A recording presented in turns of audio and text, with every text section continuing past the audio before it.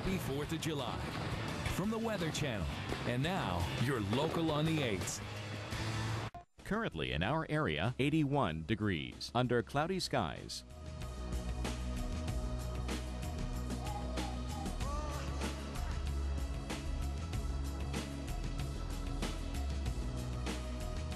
Here's our local Doppler radar.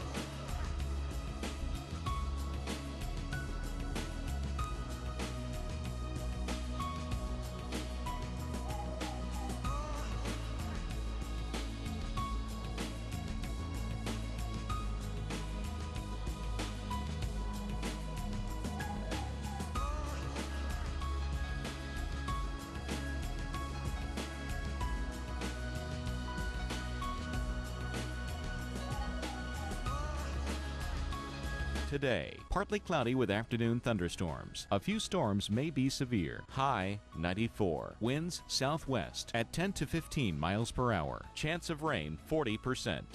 For tonight, isolated thunderstorms, then partly cloudy after midnight. Warm, low 75. Winds southwest at 5 to 10 miles per hour. Chance of rain 30%.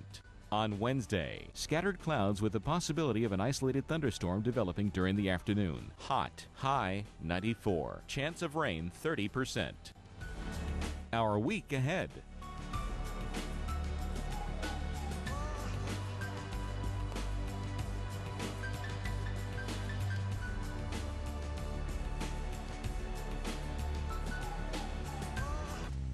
This morning, millions are waking up in the dark yet again as power and city crews work through the night to return life to normal. House by house, the very latest, and how the heat is impacting the cleanup efforts straight ahead. Also, the deadly wildfires in the west, a crash claiming the lives of those fighting the flames from the air. Now, will this tragedy impede efforts to control the fires from the ground? Very latest coming up. And the 4th of July may be one day away, but many cities have canceled the festivities due to extreme heat and drought. Find out if you'll have your local fireworks right here, right now on Wake Up with Al. You're watching Wake Up with Al, live from New York, with Al Roker and Stephanie Abrams. Good morning on this Tuesday, July 3rd, 2012. Welcome into Wake Up with Al. I'm Stephanie Abrams, live in New York. Al has a day off. Mike Bettis is joining me in Atlanta. And Mike, it is 4th of July Eve. I can say that, right? Yeah, you can. I think a lot of people getting geared up for, of course, fireworks. Yes. But in some places, Steph, you know, we've got drought, and so fireworks are being canceled. Maybe a kind of a downer for the holiday. Speaking of a downer, we got a downer of a shot to show you in Lexington, Kentucky. Mike, this thing is crazy. It's so hot. ... This is, a plastic post on this mailbox in Lexington, Kentucky just wilted. That's how hot it is across the country. It's unbelievable. That's awesome stuff. Yeah, that is a real picture, by the way, that was sent in to us, so don't think that this is some sort of joke. Let's now talk about the aftermath of Friday's powerful derecho that continues to cause problems across the Mid-Atlantic, with more than 1.3 million still without power and excessive heat choking the region. Across the Mid-Atlantic, the most dangerous job right now belongs to utility crews. Houses are close together. Roads are tight. Dressed in hot, protective rubber gear, they work to untangle a spider's web of downed electric lines and snap poles. Friday night, much of the power grid failed in violent explosions. And even now, the threat remains very real. A number of sections had hot spots where there were actually flames shooting up from those power lines. With no power, hundreds of traffic lights remain in the dark. Intersections dangerous. And amid predictions that it could be days before service is fully restored, staffers are taking no chances, relocating these senior citizens from a home in Greenbelt, Maryland. They told me 7 days. Who can wait 7 days with 100 degrees? My apartment is like an oven.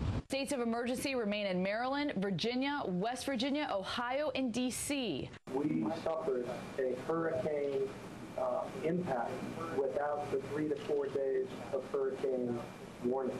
For tourists at the Washington Monument, simple relief came in the form of snow cones and water fountains. Cheers. While in Montgomery County, Maryland, it was another night spent in the dark. And a sign of the times, it's generators, not fireworks, that fill the night sky. D.C. does still plan to go on with their fireworks show. I know it's a big one. Usually they have, you know, a big orchestra and the whole 9 yards. Let's go coast to coast and show you what we are going to deal with through the day today. Look at the difference here. Boston, you're in the 80s, also into Bangor and Albany, a little bit warmer into New York City, where we do see the sunshine. But I warn you that tomorrow we could see some storms. Right now they are throughout portions of the Midwest. That's where we are seeing the severe weather through the day today. The potential, not a huge outbreak of severe weather, but we could see some storms. These are actually going to make their way eastbound as we head over the next 24 hours. As we take you southbound here along 95, still feeling the heat in the south, but at least you'll get some relief in the form of storms into places like Atlanta and also into Tallahassee. And that goes the same here as we look down towards Louisiana and Texas. But the heat is still on as we go northbound. Look at this into Kansas City, 100, Dodge City and Rapid City, both at 101. Same in Billings, Minneapolis, Bismarck into the 90s. So it's still very warm. That's the big story. With the exception of the northwest, we have a little vortex for my meteorologists out there, a little vortex coming in here, and that's going to keep us a little bit cooler and a little bit wetter into the northwest. But as we head southbound, we are going to see those temperatures. I really messed that up, huh? Okay, now we're heading southbound on 5. Reno's 93, San Francisco's at 72, and down into Los Angeles, 75 degrees. That was a workout, Mike, for my arm. Before long, Abrams, you're going to have like these Popeye forearms. You're going to have to get tattoos or something. Here's what's going on across the Midwest. We've obviously got some issues here with storms. Detroit, we've really been hammered this morning. Multiple rounds of storms now heading across the lake. And so places like maybe Conneaut over toward Ashtabula and Erie, you're getting hit with those storms. And it won't be long before these storms that have come right through Sandusky and Cedar Point will get us over here in Lorain and Cleveland. So heads up on what could be a very gusty morning and late morning and early afternoon for you. More storms coming off of Lake Michigan. Hint is here from Grand Rapids up toward Cadillac. Eventually those will hit us on I-75 once again after getting really lambasted this morning. Milwaukee storms pushing south of town. Kenosha, you're next in line for those. Likely to dissipate though before they hit us down here in Chicago. Couple of areas of biggest concern for severe weather today, including right through the lakes over towards Cleveland and Pittsburgh and toward Erie as well, as we were just mentioning on the radar. And then around Bismarck and eastern Montana, spotty winds with these and hail and a low risk of a tornado. But the heat, one of the big stories. Multiple areas where we have excessive heat advisories or warnings, including through the Twin Cities. Temperatures are going to be very close to 100. Heat index in some spots may be as high as 115 with overnight lows only in the mid-70s. You know what that means? No relief overnight once the sun sets. That's a look at the latest weather. Steph, back to you. In just a moment, we'll have a look at the western wildfires and why the struggle to slow down these destructive blazes is getting even tougher for firefighters. Plus, global warming is not America's top environmental concern anymore. Find out what replaced it in this morning's headlines from MSNBC after your local on the 8s.